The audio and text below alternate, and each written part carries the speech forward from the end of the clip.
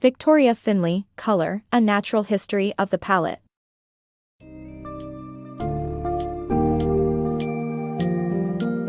Embark on a captivating journey through the vivid world of colors with Color, A Natural History of the Palette, by Victoria Finlay. Explore the fascinating origins and cultural significance of various colors such as ochre, white, carmine, yellow, green, and blue. This book expertly weaves a rich tapestry of history, art, and science, revealing the hidden stories behind the colors that have shaped human civilization. Get ready to uncover the secrets behind these hues, from the use of natural pigments in ancient and indigenous art to the deadly and precious ingredients used in creating world-renowned masterpieces.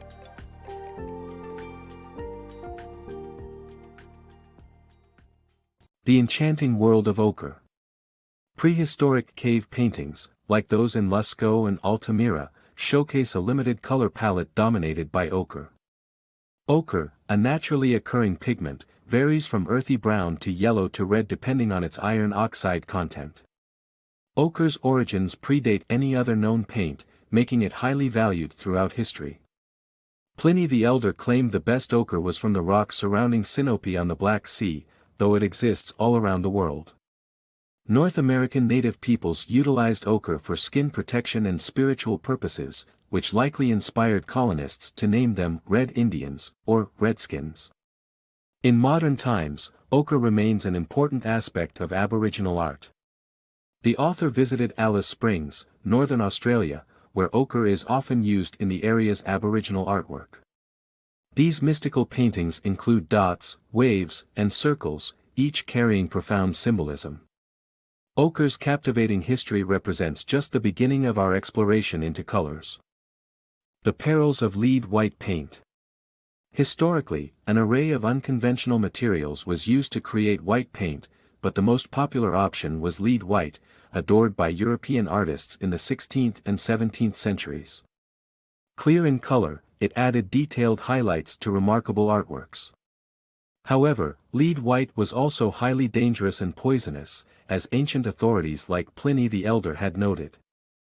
After causing much harm, it took centuries for people to recognize its destructive nature and, ultimately, ban it in the United States in 1978. The manufacturing process, featuring a fascinating technique involving cow manure, was far from glamorous but allowed for quicker production. Though treacherous and disagreeable, lead white was thought to be irreplaceable in its heyday. Fleeting beauty of carmine red. The vibrant yet transient carmine red plays a significant role in the art world, as exemplified by the renowned English landscape painter Joseph Mallord William Turner's work. His 1835 piece, Waves Breaking Against the Wind, demonstrates how time can alter the appearance of paintings, such as the fading of the once bright pigment. Despite Turner's acquaintance, paint supplier William Windsor, urging him to choose more durable alternatives, the artist embraced the impermanent carmine red as a reflection of nature's ever-changing essence. This pigment hails from the blood of thousands of cochineal bugs, which inhabit deserts and feed on cacti, an age-old technique still practiced in the production of cosmetics and consumables. Embracing impermanence, the carmine red pigment's fleeting beauty captivates us today, underlining the inevitable passage of time and impermanent nature of existence. The ever-changing Gamboge yellow. When you envision the ancient Silk Road, ivy yellow or Gamboge, a pigment from the Garcinia hanburii tree, probably doesn't come to mind. Yet, this ancient shade of yellow has a rich story that has been quite literally stained by moments in history, including the consequences of the Vietnam War and the Cambodian Khmer Rouge. As the times changed, so did the shade of Gamboge. The vibrant Gamboge was first extracted from the resin of the Garcinia hanburii tree, a relative of the mango tree. Unlike latex, which takes mere hours to tap from rubber trees, Gamboge resin might take up to a year to start flowing. This prized pigment withstood the test of time, but it would not remain unscathed in our ever-evolving world. The shade of this once sought-after pigment changed significantly during the turbulent times of the Vietnam War and the Cambodian Khmer Rouge in the 1980s. With Garcinia trees being destroyed in the crossfire, and their resin mixing with mud, the hue of Gamboge strayed from its bright saffron roots. the market's demand for the new toffee-colored variant plummeted. Interestingly, even bullets found their way into the exported Gamboge, leaving behind tangible evidence of violence that had engulfed the pigment's source. The paint company, Winsor & Newton, was the first to discover the metallic residue embedded in the trees during combat, after analyzing the pigment packets they received. Gamboge yellow stands as a testament to the adage that history repeats itself, in this case, quite literally coloring the tale. If you thought that the story of paint was already tainted by poison and warfare, hold on tight as we delve into the world of arsenic-based pigments. Napoleon's mysterious arsenic encounter.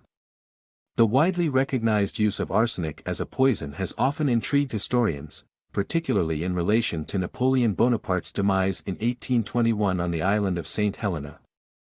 At the time, his passing was attributed to cancer or depression, but analysis of strands of his hair in 1960 revealed arsenic traces, raising suspicions of poisoning. This puzzling discovery was eventually connected to a popular green paint of Napoleon's era, created accidentally by Swedish chemist Carl Wilhelm Scheele in 1775. Despite containing arsenic, the vibrant paint was patented and favored among the elite. Fast forward to 1980, when British chemist Dr. David Jones examined the original wallpaper from Napoleon's room on St. Helena and found it to be green with arsenic traces. While it is not definitive that the arsenic-infused wallpaper caused Napoleon's death, the damp conditions on the island could have released the poison, contributing to his ill health and untimely passing. The Allure of Ultramarine. Michelangelo's incomplete painting, The Entombment, had a missing section speculated to be dedicated to Virgin Mary dressed in blue. Ultramarine, a sought-after deep blue, was extracted from lapis lazuli, a rare, precious stone found primarily in Afghanistan. The laborious extraction process made ultramarine expensive and impacted Michelangelo's work.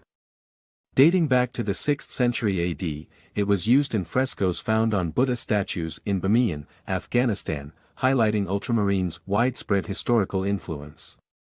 However, not all blue shades share such complex origins or creation processes.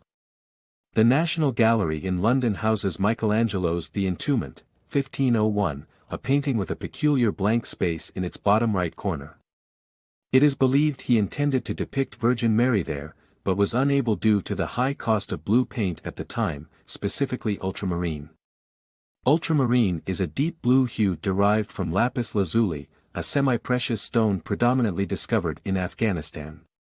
Not only is the stone rare, but the process of extracting the pigment is rather complex. First, impurities such as calcium carbonate are removed from the lapis lazuli. The cleaned stones are then ground into a powder and mixed with gum, resin, wax, and oil. After allowing the mixture to settle for 3 days, a blue liquid is extracted, which upon evaporation, creates a fine blue residue to form ultramarine paint. This vibrant blue pigment has a history predating Michelangelo. In the 6th century AD, ultramarine adorned twin Buddha statues carved onto a cliffside in Bamiyan, located within present-day Afghanistan. The region, once a thriving hub on the Silk Road, hosted numerous Buddhist monasteries that attracted master artisans. A testament to ultramarine's profound impact, the frescoes of these Buddha statues were lauded until destruction by the Taliban in 2001. Despite the laborious and costly process of creating ultramarine, not every shade of blue demands such an intricate process. Today, various hues of blue are easily accessible, allowing artists to express their creativity without constraint. Tattoo trends' ancient roots. Tattoos might appear as a fashionable modern trend, but their origins stretch back thousands of years. Britons painted themselves with indigo dye before heading into battle, as observed by the Romans during their conquests in the 1st century AD. The blue hue was achieved by using the fast-growing plant known as woad, which underwent several stages of crushing, fermenting, and oxidizing before being applied to the skin. Pliny the Elder, an ancient Roman philosopher, shared his thoughts on dye usage among men and women. While women used it for religious rituals and invoking deities, men adorned their skin with it to prepare for combat. Not just visually striking, this dye also served practical purposes, woad possessed astringent and antiseptic properties, reducing the risk of infection and minimizing blood loss in case of injuries.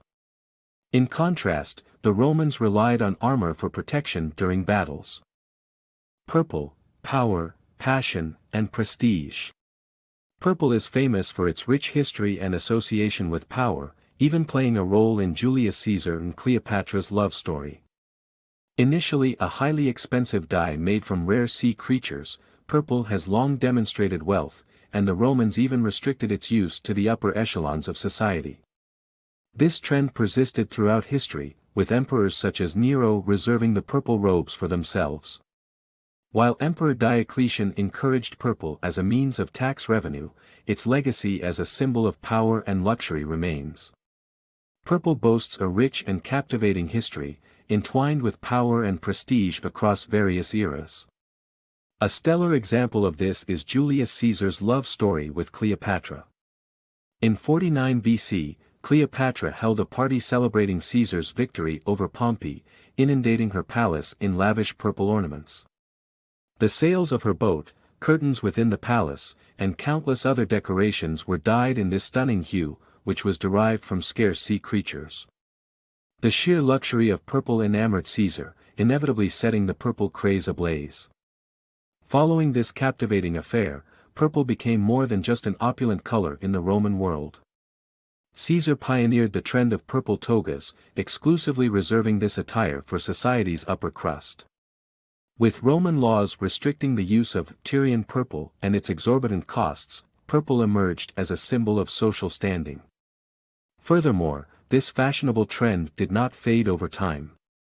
Emperor Nero went so far as to decree that only he could don purple robes, punishing transgressors with execution.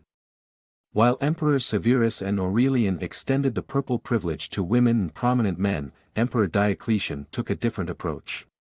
His clever strategy of promoting purple allowed for increased tax income due to the dye's luxurious and desirable qualities.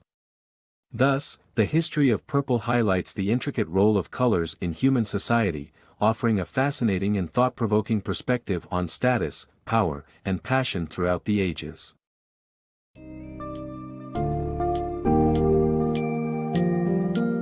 As we've discovered in Color, A Natural History of the Palette, the history and significance of colors are as diverse and vibrant as the hues themselves.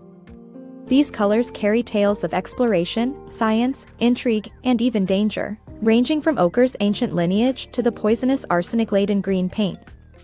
We have seen how woad-dyed skin protected Britons in battle and how the luxurious purple color has shaped the course of powerful empires. Each color mentioned throughout the book opens a window into our past, enriching our understanding of the world and offering a sense of awe and appreciation for the beauty that colors can bring to our lives.